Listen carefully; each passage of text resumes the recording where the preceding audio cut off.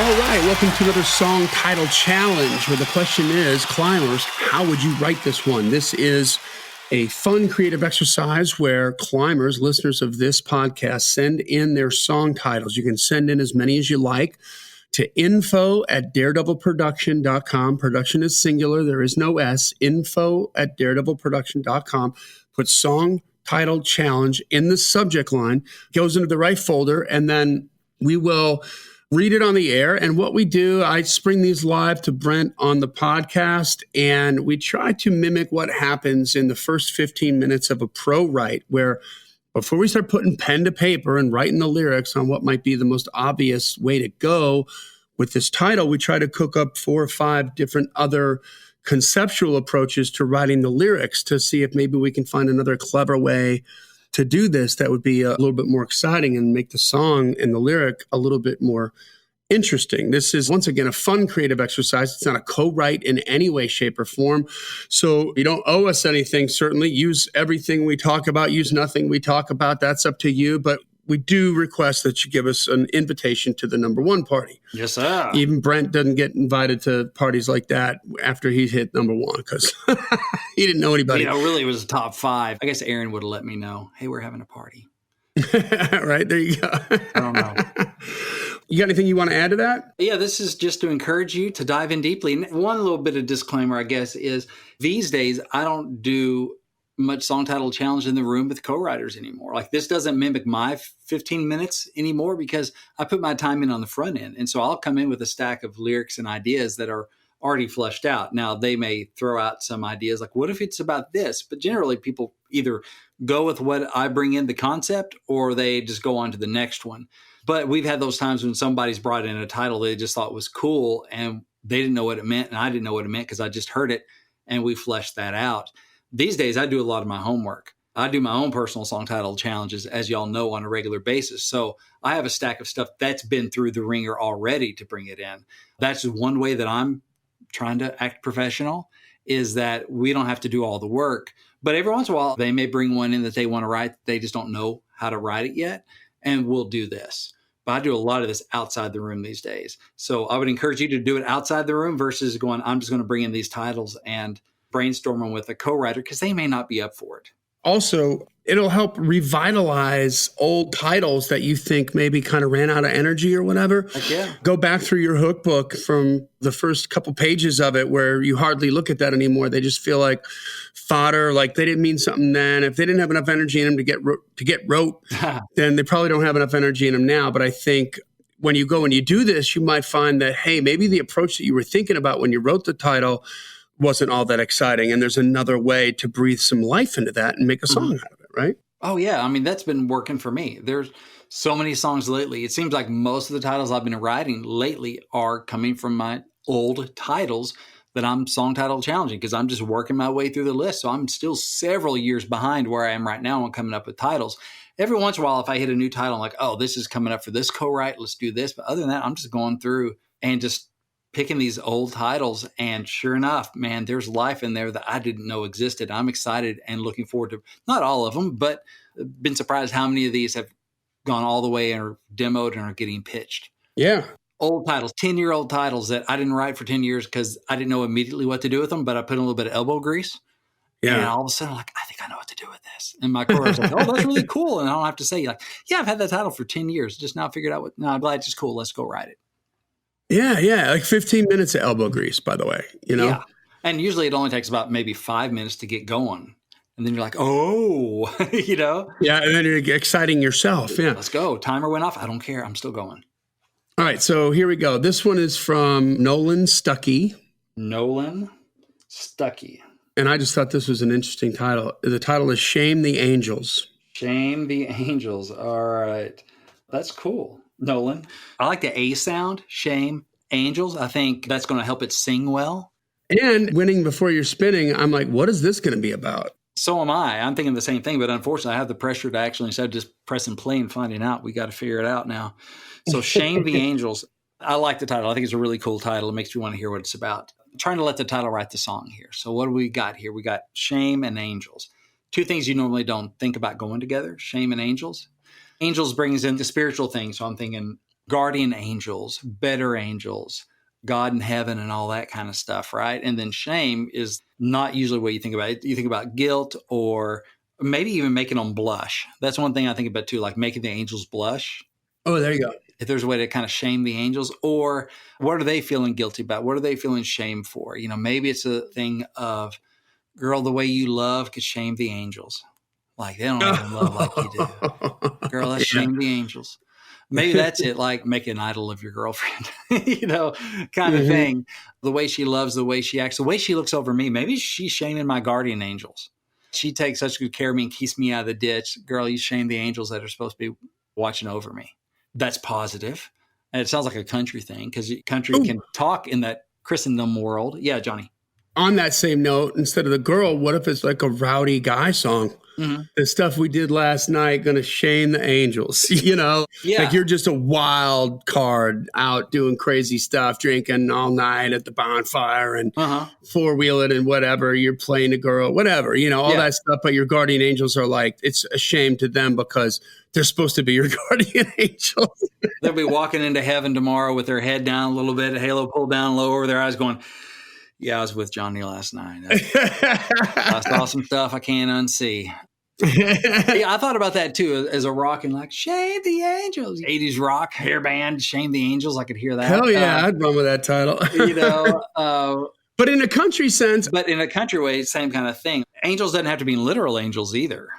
Right. It may be the goody two shoes, the angels that don't party like this, like the hellions. Ooh, yeah. Like there's the hellions and the angels, right? Right. So it could be that kind of thing. But yeah, I thought about that too, is like it's partying. We're going to shame the angels. They're going to watch after us and keep us safe, but we're going to shame the angels. Okay. So autobiographical here. In my band, when we were touring, I was an artist, Daryl, my guitar player, and me, we were kind of like the dynamic duo. We were the ones that were with all the girls out of control. And, as you can imagine, backstage, hair band, there's like a lot of rock chicks back there that they're loose. You know what I mean? Yeah. But my game was always to pick the girl who was with one of those girls like she didn't belong. I knew this isn't her normal bag and she's like a little out of her element. Yeah. And so she was like this little angel. I'm going to try to talk her into some stuff. Shenanigans. So you're the corrupter. Yeah, that was the challenge for me, but that could be something like that. I don't regret it. It was awesome while it lasted. How are we friends? This is awesome. So, but you see what I'm saying? Like, go to shame the angel. Like, she's not supposed to be there. Like, wow. Yeah, it depends on your genre, on who you can be in that story, on whether you're Johnny or whether you're talking about Johnny or whether you're the girl in that situation. So you got to kind of run that through the filter of your genre. So it could be like telling the guy, like, don't shame the angel, man. Don't screw her over, dude. Or maybe I'm telling myself, I don't know why I keep bringing up Grease as an example, but just because it's the greatest Earth movie ever. But you got Danny and Sandy, just that classic bad boy, good girl kind of thing. It's like, are you going to shame the angel? Are you going to corrupt her? Or are you going to treat her like a lady because she is? It could be like, I'm a real bad boy, but baby, I'm a real good man. I got that edge, but I'm not going to do you wrong. Right. So there's that. Let's see here. Shame the angels. I feel like there are a lot of edges of that sort of thing. And I think it's interesting, girl, you could shame the angels. The way you look, the way you act, the way you're so perfect. That'd be a much sweeter, like Dan and Shay kind of way. Whereas Jason Aldean might be like, we're going to raise some hell and shame some angels. They're watching over us, but they're going to have their hands full tonight. Yeah. So there are totally different ways you can go with it, or like the hairband or whatever aspect of it. There's a party and shame some angels. Let's see. What else could we do? Shame the angels. Well, shame, I think of like embarrassment, regret. I wonder if you could almost make that shame on the angels for doing this or not doing that. Shame the angels for da-da-da-da-da. Almost like shame on the angels. What if you could work it into a storyline like Monday Morning Church? Yeah. How dare they take you away? Yeah. Shame the angels for leaving me in hell. Yeah, maybe every night you go out drinking, trying to forget about it while you're not believing in what you should be believing in because you've lost faith. So it's every single night you're out shaming the angels until whatever. Maybe there's a shaming the angels that put me through hell or left me in hell. They took my angel or they took her and now I'm in hell, so I'm just out shaming the angels. Yeah. Which is dark and super happy and uplifting. But yeah, that could be a thing too. Don't shame the angels. Right. You could go country, you could go bluegrass, Southern gospel. There are ways to That go could be with that. something your More. mama says. Yeah, that'd be cool. Don't shame the angels that are looking out for you. God's watching. Basically, Jesus sees you. Jesus is watching. Don't like when people are dancing, they're like, oh, leave some room for the Holy Spirit between you guys. When you're dancing, don't dance too close. Leave room for the Holy Spirit. So it could be that kind of thing, Leave some room for Jesus. Please leave some room for Jesus. So it could be, don't shame the angels, but we're going to. That would be these days country way of doing it. Of like, she said, don't shame the angels, but I bet that angel is beat red right now. But you could also do it more from the mom's point of view if you do a certain type of bluegrass or Southern gospel, like don't shame the angels that are riding around with y'all. Like, think about how you're living because God's watching, right? So it could be that He's everywhere. He's everywhere. He's watching you. It could be an uplifting message to a friend who's dealing with like addiction or something like that, alcohol addiction or something. I don't know. I've been thinking of She Talks to Angels, but how does that play into like shame the angels? First of all, if she talks to angels, because that's what they say about heroin, it's like getting a kiss from an angel. It's like talking to God. Mm-hmm. That's the euphoric feeling that it's supposed to give you. But what if it's about an addict who shames the angel because he got the monkey off his back, right? Like they stopped. I think that's cool, though. I mean, it feels like that could be more of a kind of a rock thing because it's layered, it's metaphorical. She talks to angels now, she shames the angels, or he shames the angels, he's free. Which you could take as being, he cast off religious legalism or heroin, or it could be one of those veiled metaphorical things that you read into it a little bit. If it was more of a rock thing, whereas country and some of those other genres are going to be more like they are what they are, and there's not veiled meaning. You could do it whereas, that's a cool thing, and I don't know exactly what it's talking about. But then the writer's like, well, we were talking about heroin. Oh, I thought you were talking about religious dogma. No, well, that too, or whatever it is. Give me whatever you want, yeah. Yeah, or societal norms. It could be somebody that's flying their freak flag. There are ways you could do that if you do it in a more of a abstract and poetic and metaphorical kind of lyrical context. Yeah. Which would probably be more of a rock thing or singer-songwriter or that kind of thing. Yeah. Mm-hmm. I could definitely see the bluegrass version of don't shame the angels. Watch your mouth with how you're living. You don't want to show up to heaven and your angel's like, this is Bill. And I don't know about him. Yeah. You're going to want some words with him. I did my best. Which is not good theology. It's not good theology, but still, you can kind of go with that thing. Like, I don't want to shame my angels. It's kind of like I want to live in a way that the preacher doesn't have to lie at my funeral. Yeah. Because that's a song. Is that a song? Yeah, it is. Leanne Womack cut it. And I just want to live so when I die, the preacher don't have to lie. Like, I want to actually be a good person. Well, that's another way to put a new sheen on that subject matter kind of thing. Yeah. Yeah, I want to be able to stand before God and not shame the angels. I've said before, like, I'm going to die. Unless Jesus comes back first, I'm going to die. I just don't want to go out in a way that I'm going to make one of the Darwin Awards. Remember those emails that would go out about people that died in stupid ways? Oh, yeah. So they thin themselves out of the herd. Now, I know technically you have to not procreate yet. So you take yourself out of the gene pool. So that's past. But my thing was, I just don't want to go out like a Darwin Award winner, meaning like, that was so preventable. What a dumb way to go out. Ooh. I wonder if there's a way to like, when I go out, I just don't want to shame my guardian angels going, oh, yeah, that was boneheaded. Okay, take that another step. Like, what if it's like along the lines of, baby, I'm a real bad boy, but I'm a real good man, where it's like, we're going to get really wild, but just stopping short of shaming the angels, right? Like, yeah, good, clean fun, but we're not going to shame the angels or something. It could be like a getting married thing. So we can do all kinds of stuff, but we ain't shaming the angels because it's all good now. We got the ring. Oh, that's good. Yeah, we can get girl. Now you can bring out that crazy Victoria's Secret thing because we ain't shaming the angels. We ain't shaming the angels. That would be so fun, like a big, upbeat, tongue-in-cheek, sexy. You could get really sexy with that, like more than country music would normally allow, but because it's your brand new wife. Yeah, exactly. It's all okay. Not dirty, but, steamy. Celebrate. Yeah. So that'd be kind of funny. Or it could be like, hey, let's get married. I don't want to shame the angel.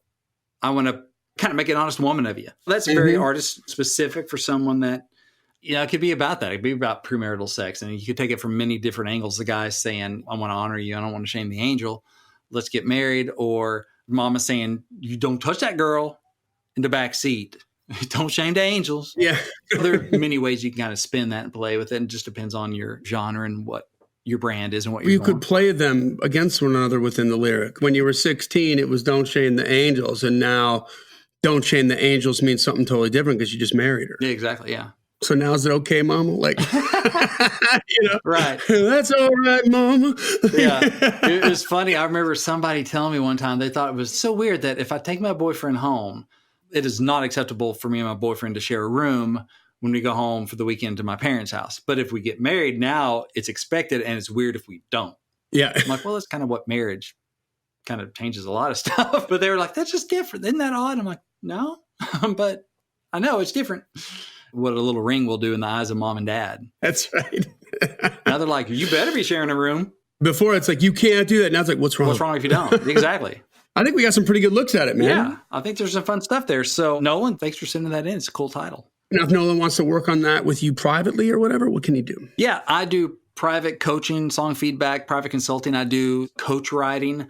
You can check out my schedule, get all the details about what those are, and you can book an appointment at songwritingpro.com/coaching. So that's songwritingpro.com/coaching. We can help you prepare your song. We can help you repair your song, write it from scratch, do private song title challenges, all kinds of stuff. I'm just at your service and ready to help however I can. So songwritingpro.com/coaching. All right, there we go, guys. Well, that brings us to the end of another song title challenge. Send in your song titles, as many as you like, to info@daredevilproduction.com. Please put song title challenge in the subject line so it gets into the right folder. And then I just kind of cycle through them and pick the ones that pop up when it's time to spring them live with Brent. This podcast exists because we want you to win, so keep on climbing. And we'll see you at the top.